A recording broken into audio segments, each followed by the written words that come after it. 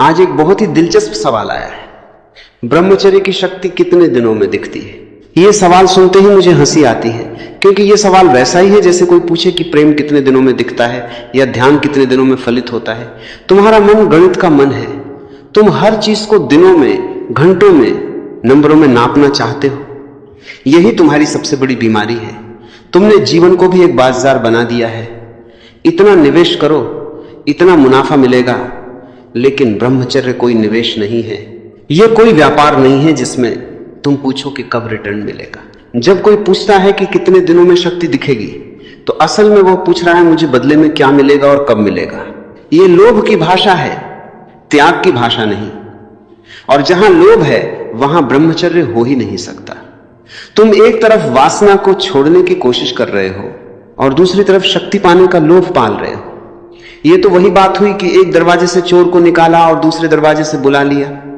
लोभ चाहे धन का हो या शक्ति का, संरचना एक जैसी है। अब जरा गहरे में उतरे। ये जो ऊर्जा है जिसे तुम वीर्य कहते हो, ये कोई ठोस चीज नहीं है जिसे तुम टैंक में भरकर रख दो और फिर नाप लो कि कितना भर गया। ये ऊर्जा है, जीवन, ऊर्जा, प्राण, शक्ति। यह वही ऊर्जा है जो काम वासना में बहती है, वही ऊर्जा है जो क्रोध में बहती है, वही ऊर्जा है जो प्रेम में बहती है, और वही ऊर्जा है जो ध्यान में समाधि की तरफ उठती है। यह एक ही नदी है, बस बहने की दिशा बदलती है। इसलिए सवाल यह नहीं है कि कितने दिन रोका, सवाल यह है कि तुमने इस नदी की दिशा बदली या नहीं। अगर तुमने सिर्फ रोका है, दबाया है, दांत भींच कर बैठे हो कि नहीं करना नहीं करना, तो मैं तुमसे कहता हूं ये ब्रह्मचर्य नहीं है, ये कब्ज है। ये एक मानसिक कब्ज है। जैसे शरीर का कब्ज शरीर को बीमार करता है, वैसे ही यह मानसिक कब्ज मन को विक्षिप्त कर देता है। जो लोग सिर्फ दबाकर बैठे हैं, वे धीरे धीरे या तो पागल हो जाते हैं या पाखंडी हो जाते हैं या फिर एक दिन फट पड़ते हैं। इसलिए तुम्हें वे साधु संत मिल जाएंगे जो 40 साल तपस्या करने के बाद भी भीतर से कांप रहे होते हैं, क्योंकि उन्होंने ऊर्जा को समझा नहीं, सिर्फ दबाया है। दबाई हुई चीज कभी शक्ति नहीं बनती, वह सिर्फ एक बोझ बनती है जो कभी भी फट सकता है। असली ब्रह्मचर्य दमन से नहीं, समझ से आता है। जब तुम अपनी वासना को, अपनी इच्छा को, अपने भीतर उठती हर लहर को पूरे होश से देखते हो, बिना निंदा किए, बिना भागे, बिना दबाए, तो एक अद्भुत घटना घटती है। वासना अपने आप शांत होने लगती है। ठीक वैसे ही जैसे तुम किसी बच्चे को गुस्से में देखो, समझो, तो वह गुस्सा अपने आप विसर्जित हो जाता है। दमन बच्चे को और जिद्दी बना देता है, समझ उसे शांत कर देती है। वासना भी वैसा ही एक बच्चा है तुम्हारे भीतर। उसे मारो मत, उसे समझो। अब आते हैं असली सवाल पर, तो फिर शक्ति कब दिखती है? मैं तुमसे कहूंगा यह सवाल ही गलत है, क्योंकि यह मानकर चलता है कि एक दिन अचानक कोई चमत्कार होगा, बिजली कड़केगी और तुम शक्तिशाली हो जाओगे। जीवन ऐसे काम नहीं करता। जीवन बूंद बूंद काम करता है। जैसे बीज बोने के बाद तुम रोज मिट्टी खोद कर देखो कि अंकुर कहां है, तो तुम बीज को ही नष्ट कर दोगे। कुछ चीजें अंधेरे में चुपचाप बिना देखे हुए घटती हैं। ऊर्जा का रूपांतरण भी वैसे ही होता है, गुप्त रूप से, धीरे धीरे, तुम्हें पता भी नहीं चलता। और तुम्हारी आंखों में एक नई चमक आ जाती है, तुम्हारी आवाज में एक नया ठहराव आ जाता है, तुम्हारे होने के ढंग में एक नई गरिमा आ जाती है। ये किसी कैलेंडर के हिसाब से नहीं आती। फिर भी तुम पूछोगे कि कुछ तो संकेत होंगे। हाँ, संकेत होते हैं, पर वे नंबर नहीं है, वे गुण हैं। पहला संकेत यह है कि तुम्हारे भीतर एक शांति आने लगती है जो पहले नहीं थी। एक ऐसी शांति जो किसी बात के होने या न होने पर निर्भर नहीं करती। दूसरा संकेत यह है कि तुम्हारी दृष्टि बदलने लगती है। तुम दूसरों को वासना की आंख से नहीं, बल्कि सहज मनुष्यता की आंख से देखने लगते हो। तीसरा संकेत यह है कि तुम्हारे भीतर एक सृजनात्मकता जागती है।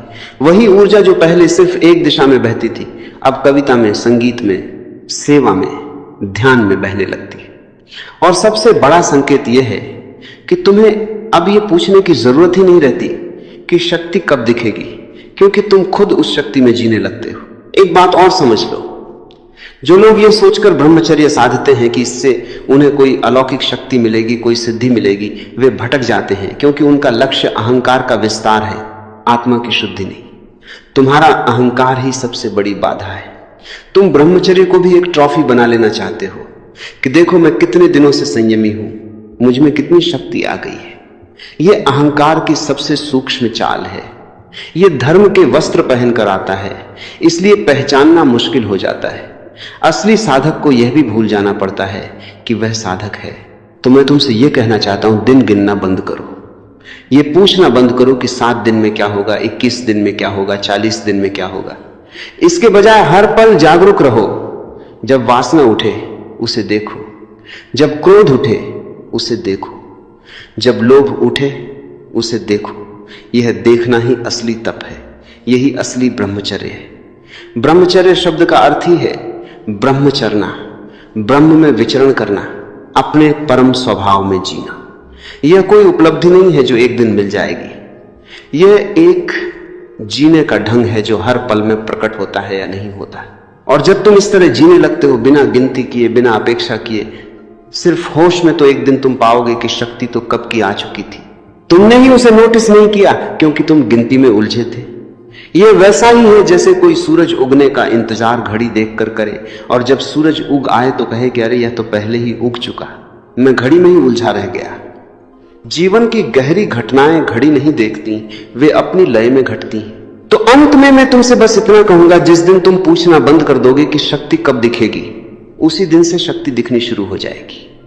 यह विरोधाभास लगता है, पर जीवन का हर गहरा सत्य विरोधाभासी ही होता है। जो मांगता है वह वंचित रह जाता है, जो जीता है, समझता है, जागता है, बिना मांगे, बिना गिनती किए उसके पास सब कुछ आ जाता है। यही समझ लो और आगे बढ़ो। शुभ हो तुम्हारी यह